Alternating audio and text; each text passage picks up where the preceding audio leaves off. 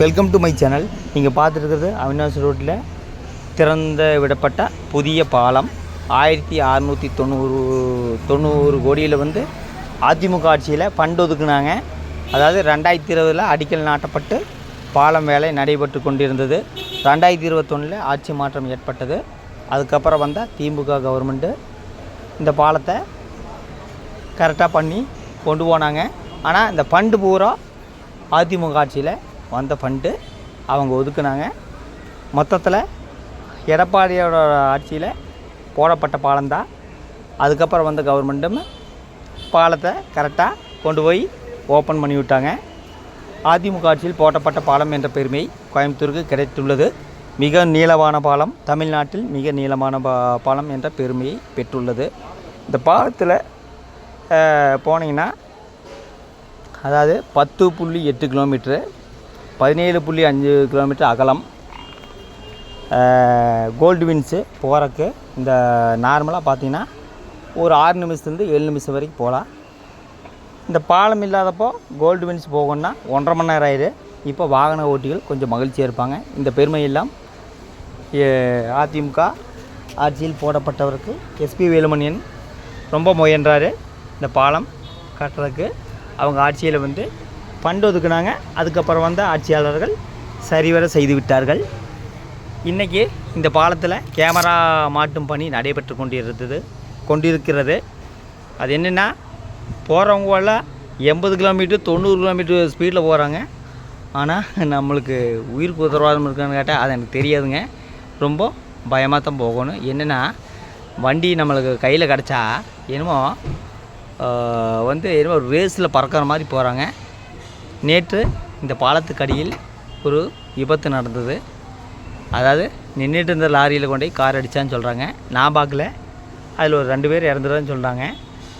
ஆனால் பாலத்துக்கு மேலே அதிவேக ஸ்பீடாக தான் போயிட்டுருக்குறாங்க. அது கொஞ்சம் கம்மி பண்ணால் பரவாயில்ல. ஆனால் நம்ம மக்கள் எது சொன்னாலும் கேட்க மாட்டாங்க.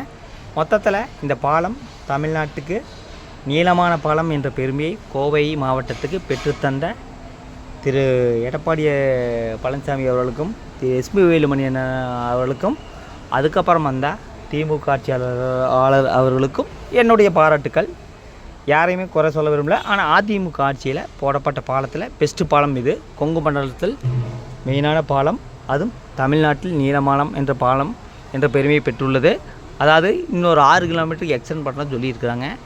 அது எப்போன்னு தெரியல. எக்ஸ்டெண்ட் பண்ணால் ரொம்ப நல்லாயிருக்கு. என்ன காரணம்னா, அவினாசி பைபாஸ் ரோடை டச் பண்ணிடலாம், வண்டி வாட்டுக்கு போயிட்டே இருக்கலாம். இப்போ இந்த பாலத்துக்கு கீழே நிறைய டிராஃபிக்கு, மேலே டிராஃபிக்கு கிடையாது, கீழே தான் டிராஃபிக்கு, அப்புறம் இறங்குற இடத்துல டிராஃபிக்கு. இதெல்லாம் சரி பண்ணால் இன்னும் நல்லாயிருக்கும். மொத்தத்தில் இந்த தீபாவளி சமயத்தில் இந்த பாலம் திறந்ததில் ரொம்ப நல்லது. ஏன்னா இந்த தீபாவளி சமயத்தில் கோவை மாவட்டத்தில் சாதாரண ஒரு கடை வீதிக்கு போகணும் 1.5 மணி நேரம் ஆகுதுங்க.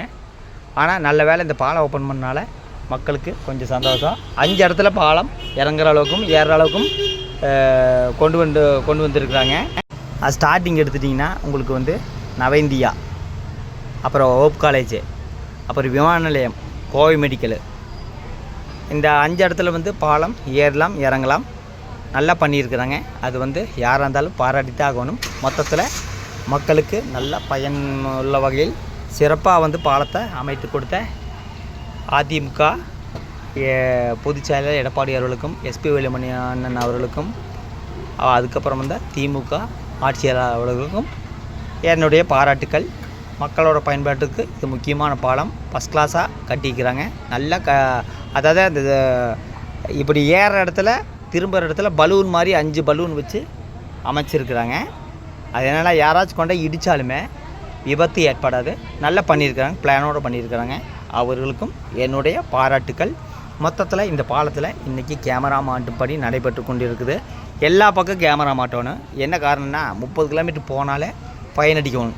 கேரளாவில் அப்படித்தான் எல்லா பைபாஸ் ரோட்லேயுமே கேமரா மாட்டியிருப்பாங்க. ஆனால் இங்கே எந்த கேமரா மாட்டல, விபத்து நடைபெற அதிக வாய்ப்பு இருக்குது. என்ன காரணம்னா, 80 கிலோமீட்டர் 90 கிலோமீட்டரு. அப்புறம் நைட்டு பார்த்தீங்கன்னா உங்களுக்கு ரீல்ஸ் எடுத்துகிட்டு இருக்கிறாங்க. 10 மணிக்கு மேலே போய் ரீல்ஸ் எடுத்துகிட்டு இருக்கிறாங்க. பொதுமக்கள் கொஞ்சம் திருந்தோன்னே எதிர்பார்க்குறேன். மொத்தத்தில் இந்த பாலம் கோவை மாவட்டத்துக்கு ரொம்ப பெருமை. என்ன காரணம்னா, தமிழ்நாட்டிலே நீளமான பாலம் என்ற பெருமையை பெற்றுள்ளது.